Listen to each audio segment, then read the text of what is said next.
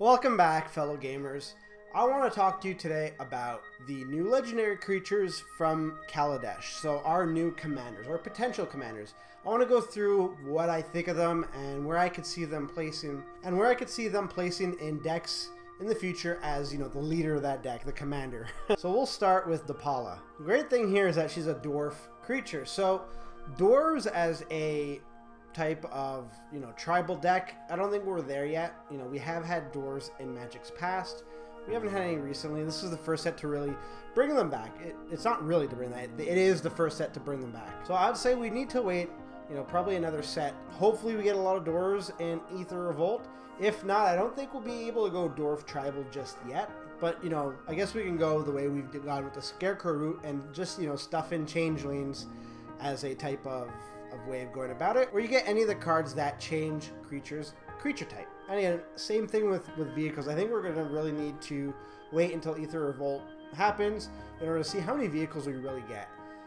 Vehicles are pretty strong. I'm actually trying to build a King Makar deck around vehicles, and I've already dubbed it King Makar's Pimp and Ride.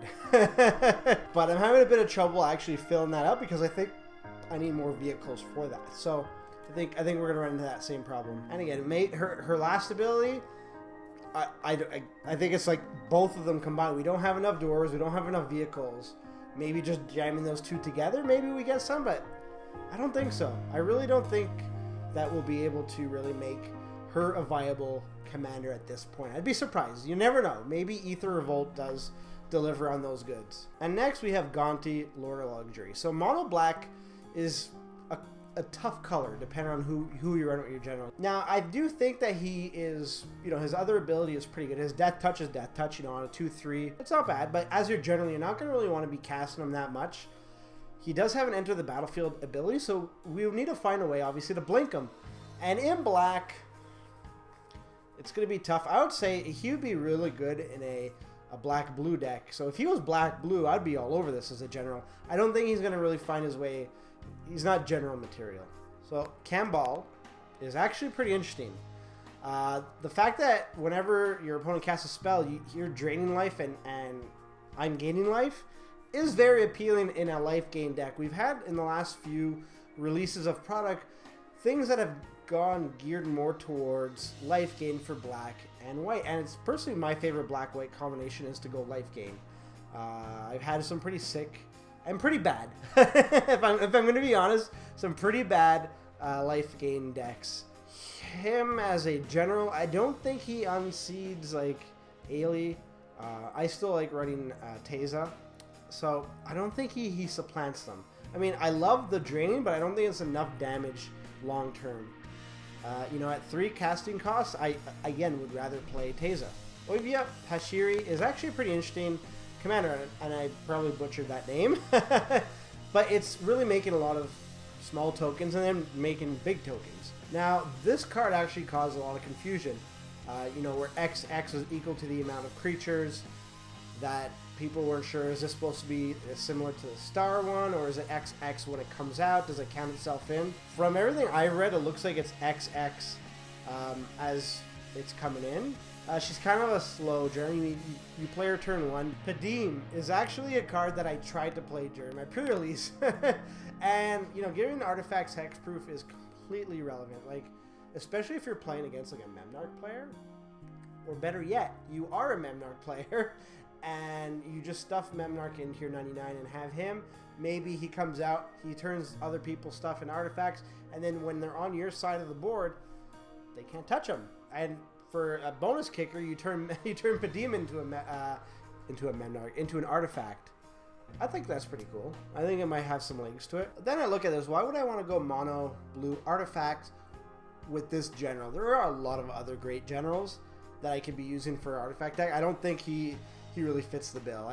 I would pass. I wouldn't even waste my time building a deck around this guy. The incremental card advantage here, again, you're better off playing something else, like Sense Triplets, getting those extra 2 colors, and then getting the other opponent's hands. PNLR is actually pretty cool flavorfully. So people have pointed out how she is different than PN Kiran Nalar.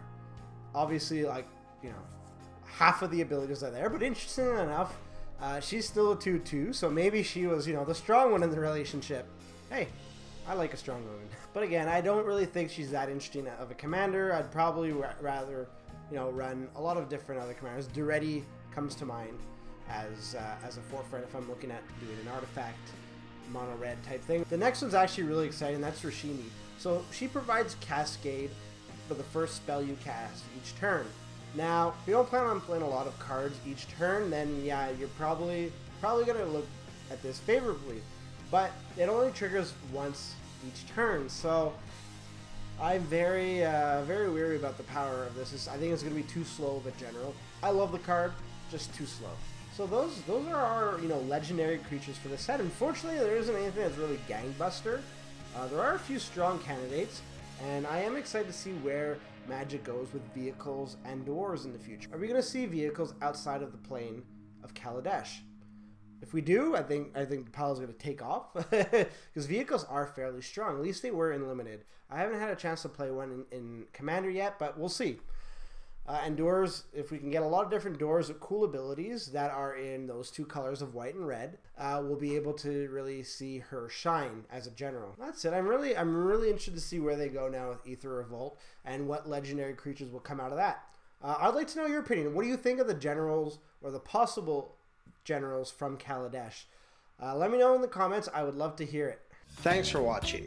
Now don't forget to like and subscribe. It really helps the channel out. If you'd like to see more, click on one of the two videos that are there, or click on show more in the description below to see when and what we upload, as well as when we stream. And if you need an update on what exactly we're going to be streaming that week, don't be shy to hit us up in the comments or reach out to us on Twitter. We'll be more than happy to chat. Until next time, good gaming.